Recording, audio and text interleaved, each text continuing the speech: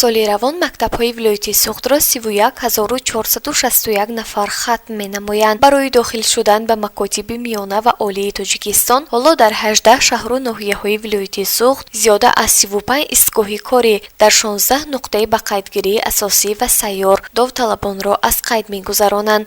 Ромиш Нематзода, намояндаи Маркази миллии тестӣ назди президенти Тоҷикистон дар вилояти суғд мегӯяд, рӯйхати муассисаҳои таълимие ки дар он нуқтаҳои ба қайдгирӣ фаъолият мекунанд дар сомонаи ин марказ ҷой дода шудаанд. муҳлати марҳилаи асосии ба қайдгирӣ аз 1 март то 30 апрели соли равон муайян карда шудааст. довталабон дар интихоби ихтисосҳо озод буда, чун солҳои пеш то 12 комбинатсияи ихтисосҳои ба худписандро танҳо аз як гурӯҳи ихтисосҳо интихоб карда метавонанд. довталабон дар вақти ба қайдгирӣ яке аз забонҳо русӣ ё тоҷикиро барои имтиҳон, ҳамчунин маконҳои имтиҳонсупорӣ ва фиристодани даъватномаро ихтиёран муайян мекунанд. намояндаи Маркази миллии тестӣ дар вилояти суғд тавсия медиҳад ки падарону модарон бояд аз интихобҳои фарзандонашон ҳангоми ба қайдгирӣ ва моҳияти онҳо бахусус аз комбинатсияҳои ихтисосҳо, муассисаҳои таълимӣ, шакл ва намуди таҳсил огоҳии кофӣ дошта бошанд. чун солҳои пеш таъкид менамоем ки эҳтимоли рух додани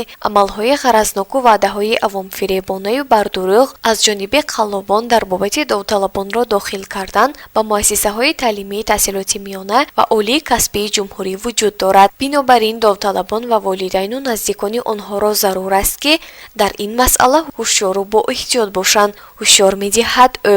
ба таъкиди ин намояндаи Маркази миллии тестӣ, довталабон барои донишҷӯ гардидан бояд танҳо ба дониш ва маҳорату малакаи худ такя кунанд.